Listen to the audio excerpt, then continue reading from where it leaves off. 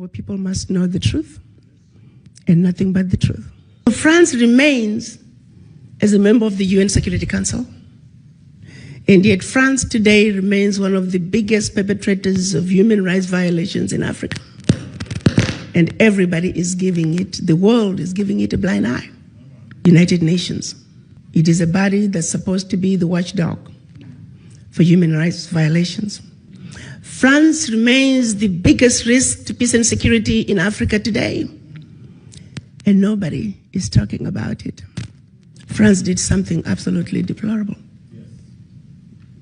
Made the former colonies, because they still are colonized, sign a document which they called the Pact for the Continuation of Colonization. Dig this. On one hand, we're giving you your independence, but on the other hand, sign this document that you are agreeing to continue to be colonized. So two countries said, no way, Jose, we aren't doing this, Guinea and Mali. The French could not understand it. How could an African country dare not want to be affiliated with France? So in their anger, history tells us that they went into those two countries, took everything that they thought they had brought, proceeded to pour concrete into the sewage pipes, completely devastating the two economies.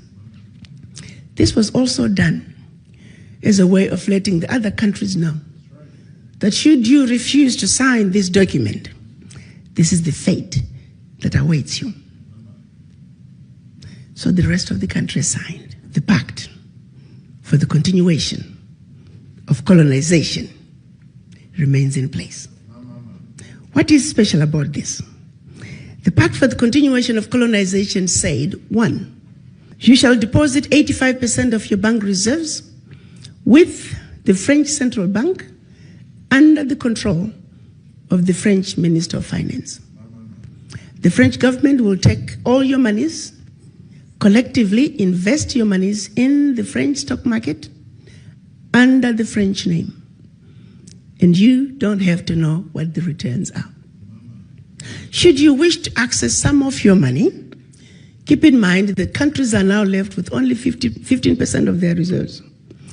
You have to submit your country's financial report, and if approved, you get to access up to 20% of your deposits from the previous year as a loan at commercial interest rates. I'm going to repeat that. Should you want to access some of your own money, you have to submit your own country's financial report. And if approved, you get it as a loan at commercial interest rate. So you go from having a humongous credit with France to now owing France for borrowing your own money, a loan that you'll never be able to finish paying. They also said, all your minerals discovered and yet to be discovered, French companies have the first right of refusal. You go to those countries today, all major contracts, French companies have the first right of refusal. The water supply, the power supply, the mining fixtures, the oil rigs, roads construction, airports, French companies have the first right of refusal. If anything is left, the people in your country may get it. They also said, your military can only be trained by France. You can only purchase military equipment from France. France shall have military presence in your country and can invade your country without notice if France feels that her interests in your country are being violated. In the past many years, we've had 67 coups in Africa out of 26 countries. Of the 26 countries, the coups, 16 coups, 16 countries were former French colonies. To date, 22 African leaders were assassinated during a coup, documented all of them. France was behind it, simply because France felt they were quote-unquote threatening French interests. Countries are still depositing their funds to France. Do's and don'ts as stipulated by the Pact for the Continuation of Colonization. You have given up your financial resources. You have given up control of your natural resources. You have given up your military. What power do you have? Today, because of the Pact for the Continuation of Colonization, France alone, that little bitty country, is taking out of Africa over $500 billion. Over $500 billion. And by the time they finish investing that money into the French stock market, they're realizing trillions of dollars in any given year. Park that. The watchdogs for corruption are saying out of Africa, 50 billion gets out of the continent from corruption. The question I have is, why has it been so difficult for us as Africans to say enough is enough? How long are we going to keep watching this carnage go on and we say nothing? It goes back to the mind. It goes back to that fear. It goes back to that sense of inferiority. And I go back to the diagnosis I made when I went to Washington. That until we black people understand that we are suffering from the legacy of colonization, that we are suffering from the legacy of slavery, that while we may have lost the shackles of in our legs and our hands, the shackles of the mind continue. Until we realize that we are a wounded people and we need healing, nothing about our circumstances is going to change. We are sick people. But to be sick, first you must realize and accept that you're sick. How do you go to the doctor if you don't think you're sick? We are not only in the doctor's waiting room on an outpatient basis. We are not even in the hospital in a general ward. As black people, we are in the intensive care. And we need to realize that. The baby is now born. And her name is the African Continental Free Trade Area. You see, the children of Africa must realize that now we need diapers, we need formula. There are going to be sleepless nights. This baby is going to cry. This baby is going to throw tantrums. We need to be ready to take care of this baby. Africa is on the move. The question is, are the children of Africa ready to step up and take what is rightfully yours? You got to understand, around the globe, as black people, the reason we are so disrespected is because we're poor. Most of us don't own anything. Singularly, while we were given our independence, the one thing that was denied from us is economic liberation. The African heads of states are saying African wealth belongs to the African children. The African Union defines African diaspora as all people of African descent living outside Africa. The colonizers have been building the Africa that they want. The game is up. You see, you don't go to China and find black people driving the Chinese development agenda. You don't go to Europe. You don't go to Mexico, India, and find black people driving those regions' development agenda.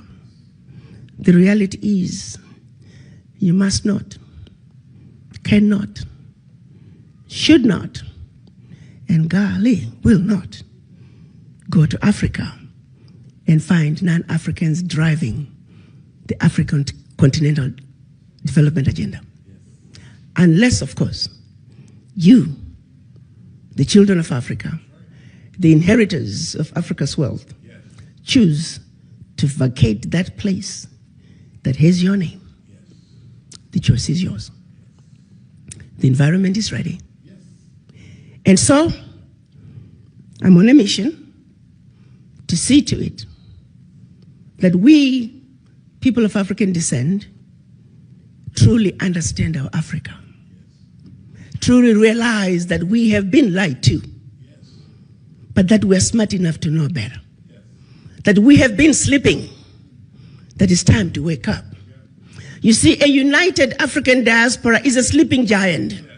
It is the sleeping giant that is needed to bring the sustainable change that Africa desires. Bigger corruption in Africa is coming from outside.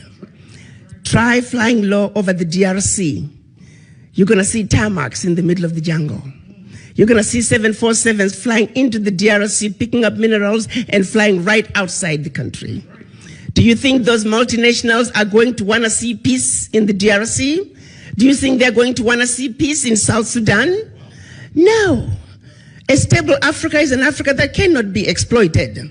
So they will see to it that there will never be peace in Africa by any means necessary, unless you come to the table and do something about it. For a continent that doesn't have a single gun manufacturing company, we simply have endless supply of guns. How?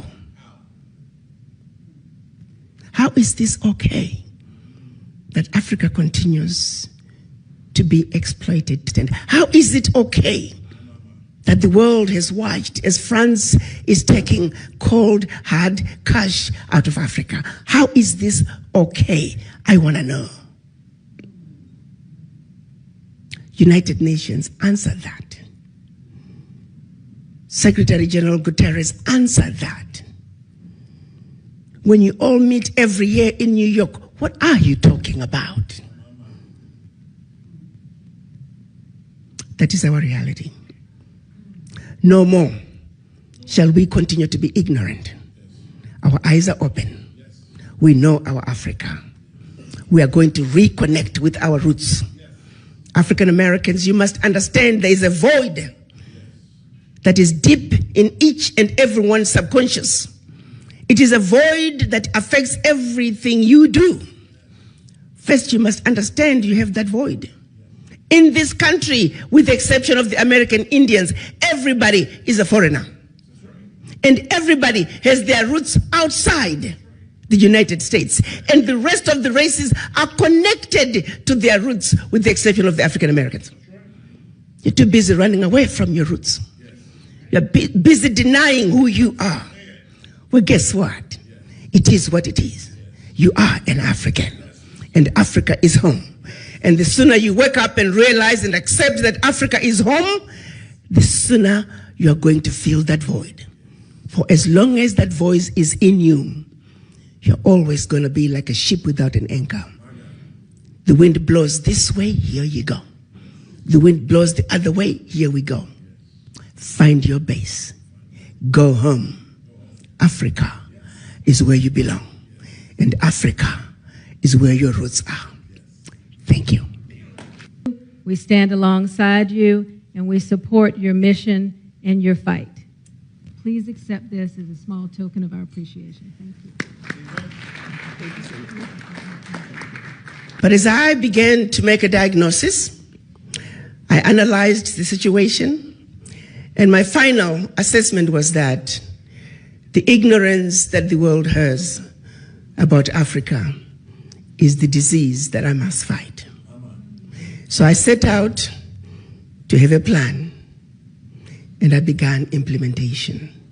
Because it is only when that disease is treated, it is only then and only then can we embark on a true healing path for Africa and her children. The African Continental Free Trade Area is creating an economy that's $3 trillion with a workforce intra-Africa of 1.27 billion. An environment that you can spread and grow your business like wildfire from one country to the other. The borders that have kept us from trading with each other as African countries are in the process of being melted as we speak.